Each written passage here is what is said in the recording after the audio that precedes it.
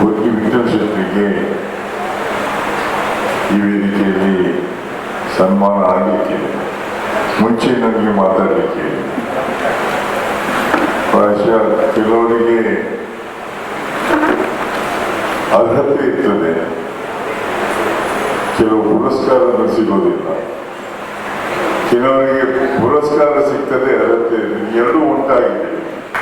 ಅರ್ಹತೆ ಇತ್ತು, ಪುರಸ್ಕಾರ, ಅದಕ್ಕೆ ನಾನು ಖುಷಿ ಪಡ್ತಾ ಇಲ್ಲ. ನಮ್ಮೂರಿನವರೇ ಆಗ ಹೇಳಿದ್ರು ಕೊರ್ಗಿ ಅವರು ಜಯಪ್ರಕಾಶ್ ನಾನು ಇಲ್ಲಿ ಪೂಜೆಗೂ ಸಹ ಆಡಳಿತ ಮುಖ್ಯ ಸೂರ್ಯನಾರಾಯಣ ಮೂಲತಃ ಕೊರ್ಗಿಯವರೇ ನನಗೆ ನೆನಪಿದೆ. ವಿಠಲ್ ಶೆಟ್ಟಿ ನಾನು ಮಂತ್ರಿಯಾಗಿ ಬಂದಾಗ ಒಂದು ಪೂಜೆಯನ್ನು ಕೊಡ್ಲಿಕ್ಕೆ ಬಂದಿದ್ದೆ. ಆಗ ಜಿಲ್ಲಾ ಪಂಚಾಯತ್ ಎಕ್ಸಿಕ್ಯೂಟಿವ್ ಇಂಜಿನಿಯರ್ನ ಇಲ್ಲಿ ಬರ್ಲಿಕ್ಕೆ ಹೇಳಿದೆ, ನನ್ನನ್ನು ಭೇಟಿಯಾಗಲಿ. ಸೂರ್ಯನಾರಾಯಣ ನನ್ನ ತಿಳಿದು ಯಾಕಂದ್ರೆ ಇಲ್ಲಿ ನೀರೇ ಇಲ್ಲ,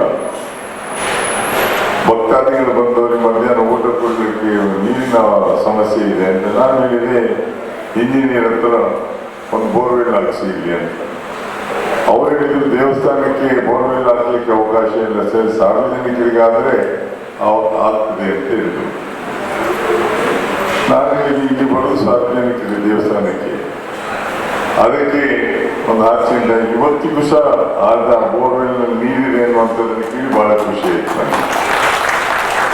ಯಾವತ್ತು ಯಾವುದೋ ಕೆಲಸವನ್ನ ಸಮಯಕ್ಕೆ ಸರಿಯಾಗಿ ಮಾಡಿದರೆ ಮಾತ್ರ ಅದು ಸದುಪಯೋಗ ಆಗ್ತದೆ. ವಿಠಲ್ ಶೆಟ್ಟರು ತನ್ನ ಸಂಪಾದನೆಯ ಒಂದು ಭಾಗವನ್ನ ಸಮಾಜಕ್ಕೆ ಕೊಡುವಂತ ತೀರ್ಮಾನವನ್ನು ತೆಗೆದುಕೊಂಡಿದ್ದಾರೆ.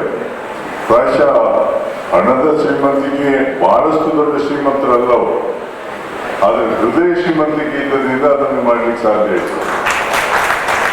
ಕೆಲವೊಮ್ಮೆ ಬಹಳ ದೊಡ್ಡ ದೊಡ್ಡ ದಾನವನ್ನು ಮಾಡ್ತಾರೆ ವ್ಯಕ್ತಿಗಳು, ಆದರೆ ನಾವು ನೋಡ್ಬೇಕಾದದ್ದು ಅವರು ಸಂಪಾದನೆ ಮಾಡಿದ ದಾರಿಯನ್ನು ಸಹ ನೋಡ್ಬೇಕಾಗ್ತದೆ.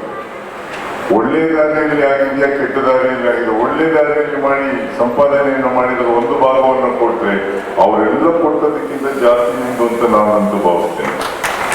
ಯಾವತ್ತು ನಮ್ಮ ಆಚಾರ ವಿಚಾರ ವ್ಯವಹಾರ ಎಲ್ಲವನ್ನ ಜನ ಗಮನಿಸ್ತಾ ಇರ್ತಾರೆ.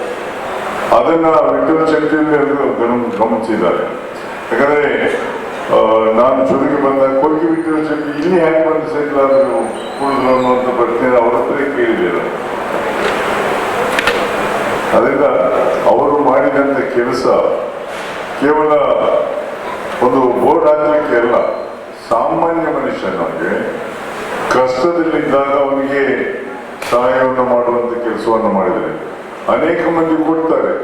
ದಾನವನ್ನು ಕೊಟ್ಟಾಗ ಅವ್ರಿಗೊಂದು ಬೋರ್ಡ್ ಇಲ್ಲದೆ ಇದ್ರೆ ದಾನ ಕೊಡುವುದೇ ಇಲ್ಲ, ಬೋರ್ಡ್ ಇದ್ರೆ ಮಾತ್ರ ದಾನವನ್ನು ಕೊಡುವಂಥದ್ದು. ಅವ್ರಿಗೆ ಹಾಗಲಿಲ್ಲ, ಆ ಮನಸ್ಸೇ ಇರಲಿಲ್ಲ. ನಾನು ಸಾಮಾನ್ಯ ಜನರಿಗೆ ಸಹಾಯವನ್ನು ಮಾಡಬೇಕು ಅನ್ನುವಂಥ ಒಂದು ಮನಸ್ಸಿತ್ತಲ್ಲ ವಿಠಲ್ ಶೆಟ್ಟಿ ನಿಮಗೆ. ಅದರಿಂದ ವಿಠಲ್ ಶೆಟ್ಟಿ ಅವರನ್ನು ಬಹಳ ದೂರ ಕರ್ಕೊಂಡು ಹೋಗ್ತಾರೆ ನಿಮ್ಮನ್ನು. ನಿಮ್ಮ ಕೆಲಸ ಇನ್ನೂ ಬಹಳ ಮುಂದುವರಿಲಿಕ್ಕಿದೆ ಅಂತ ನಾನಂತೂ ಭಾವಿಸ್ತೇನೆ. ಹಾಗೆ ಅದರ ಅರ್ಥ ಅವರಿಬ್ಬರಿಗೂ ಒಳ್ಳೆಯ ಆಯುಷ್ಯನ ದೇವರು ಕರುಣಿಸ್ಲಿ ಅಂತ ನಾನು ಆಗುತ್ತಾ ಇದ್ದೇನೆ.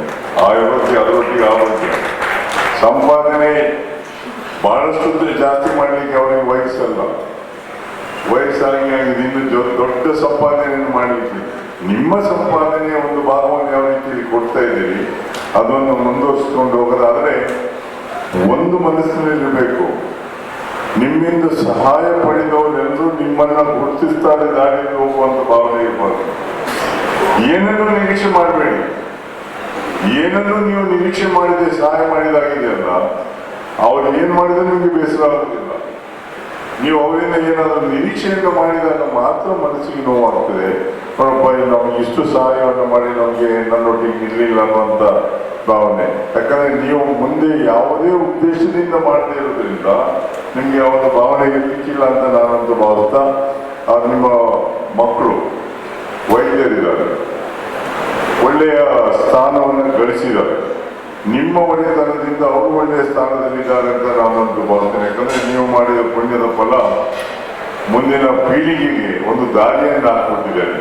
ಒಳ್ಳೆಯ ವ್ಯವಹಾರ ಯಾರಾದರೂ ಅವರ ಮಕ್ಕಳು ಒಳ್ಳೆ ದಾರಿಯಲ್ಲಿ ಸಾಗಿದ್ರೆ ತಂದೆ ತಾಯಿ ಮಾಡಿದ ಪುಣ್ಯ ಅಂತ ನಾವು ಹೋಗ್ಬೇಕು. ನಾವು ಕೆಟ್ಟ ದಾರಿಯಲ್ಲಿ ಹೋದಾಗ ಅವರ ಇಂಥವರ ಮಗ ಅಂತ ಹೇಳುವಂತ ಪರಿಸ್ಥಿತಿ ನಿರ್ಮಾಣ ಆಗ ನನಗೊಂದು ನೆನಪಿದೆ. ಒಂದು ವೀರೇಂದ್ರ ಹೆಗಡೆ ಅವ್ರ ಜೊತೆ ಒಂದು ಕೊಪ್ಪದಲ್ಲಿ ಒಂದು ಕಾರ್ಯಕ್ರಮದಲ್ಲಿ ಇದ್ದೆ ನಾನು. ಬಹಳಷ್ಟು ಮಹಿಳೆಯರಿದ್ರು ಸಮಾವೇಶದಲ್ಲಿ. ಈ ಭ್ರಷ್ಟಾಚಾರದ ಬಗ್ಗೆ ಒಂದು ಚರ್ಚೆ ಶುರುವಾಯಿತು ವೇದಿಕೆಯಲ್ಲಿ. ಆಗ ನಾನು ಹೇಳಿದ ಇಷ್ಟೊಂದು ಜನ ಮಹಿಳೆಯರಿರುವಾಗ ಮನೆಯನ್ನು ಸ್ವಚ್ಛವಾಗಿಡ್ಲಿಕ್ಕೆ ಆ ಮಹಿಳೆಗೆ ಮಾತ್ರ ಸಾಧ್ಯ ಅಂತ ಹೇಳಿದೆ. ಗಂಡ ಅವನ ಸಂಪಾದನೆಗಿಂತ ಜಾಸ್ತಿ ಮನೆಗೆ ತಂದಾಗ ಎಲ್ಲಿ ನಾನು ಪ್ರಶ್ನೆ ಮಾಡ್ಲಿಕ್ಕೆ ಶುರು ಮಾಡಿದ್ರೆ ಅವನು ಸ್ವಚ್ಛವಾಗಿ ಇರ್ತಾನೆ. ಇಲ್ಲದ್ರೆ ಏನಾಗ್ತದೆ, ಅವನು ಕೆಟ್ಟ ದಾರಿಯಲ್ಲಿ ಹೋಗಿ ಸಿಕ್ಕಿ ಬಿದ್ದಾಗ ಮಹಿಳೆ ಯಾವ್ದಾದ್ರು ಕಾರ್ಯಕ್ರಮಕ್ಕೆ ಬಂದಾಗ ಕೇಳ್ತಾರೆ, ನೋಡಿ ಅವಳ ಗಂಡ ಅಂತ ಹೇಳ್ತಾರೆ. ಮಕ್ಕಳು ಶಾಲೆಗೆ ಹೋದಾಗ ಇಂಥವರ ಮಗ ಅಂತ ಹೇಳ್ತಾರೆ. ಅಂಥದ್ದೊಂದು ಯಾರು ಮಾಡದೇ ಇದ್ರೆ ಸಮಾಜಕ್ಕೆ ಅದಕ್ಕಿಂತ ದೊಡ್ಡ ಕೊಡುಗೆ ಬೇರೆ ಏನೂ ಇಲ್ಲ ಅಂತ ಹೇಳ್ತಾ, ನಿಮಗೆ ಮುಂದಿನ ದಿನಗಳಲ್ಲಿ ಇನ್ನೂ ಹೆಚ್ಚಿನ ಶಕ್ತಿ ದೇವರು ಕೊಡಲಿ ಅಂತ ಹಾರೈಸ್ತಾ, ಬಹಳಷ್ಟು ಜನ ಸೇರಿ ಊರಿನವರು ಪ್ರಾಯಶಃ ಯಾವತ್ತು ಮಾಡಿದ ಕೆಲಸವನ್ನ ಅಲ್ಲಲ್ಲಿ ನೆನಪಿಡುವಂಥದ್ದು ಒಂದು ಪ್ರಕ್ರಿಯೆ. ಆದರೆ ಯಕ್ಷಗಾನದಲ್ಲಿ ಒಂದು ಮಾತು, ಕೊನೆಯಲ್ಲಿ ಉಸಿರಿರುವವರೆಗೆ ಹೆಸರು, ಉಸಿರು ನಿಂತ ನಂತರ ಹೆಸರು ಅಂತ. ಉಸಿರು ನಿಂತ ನಂತರ ಹೆಸರು ಅಂತ ಜವಳಿ ಹೇಳಿದ್ದಾನೆ, ಮನಸ್ಸಿಗೆ ನಾಟಿದೆ ನನಗೆ. ಯಾಕಂದ್ರೆ ಅದಕ್ಕೆ ಇಂಗ್ಲಿಷ್ನಲ್ಲಿ ಒಂದು ಮಾತಿದೆ, if I have to get fame after my death I would rather wait for it ಅಂತ. ಅಂದ್ರೆ ನಾನು ಸತ್ತ ನಂತರ ನೀವು ನನ್ನನ್ನು ಹೊಗಳೋದಾದರೆ ನಾನು ಸಾಯ್ಲಿಕ್ಕೆ ಕಾಯ್ತೇನೆ ಅಂತ. ಉಸಿರು ಇರುವಾಗಲೇ ಏನಾದರೂ ನೀವು ಅವರಿಗೆ ಗುರುತಿಸಿದ್ರೆ ಇವತ್ತೇನು ಗುರುತಿಸಿದ್ರೆ ಅದಕ್ಕಿಂತ ದೊಡ್ಡದು ಬೇರೆ ಯಾವುದೂ ಇಲ್ಲ ಅಂತ. ಆದತ್ತ ನಮಗೆ ಶುಭವಾಗಲಿ ಅಂತ ನನ್ನ ಮಾತನ್ನ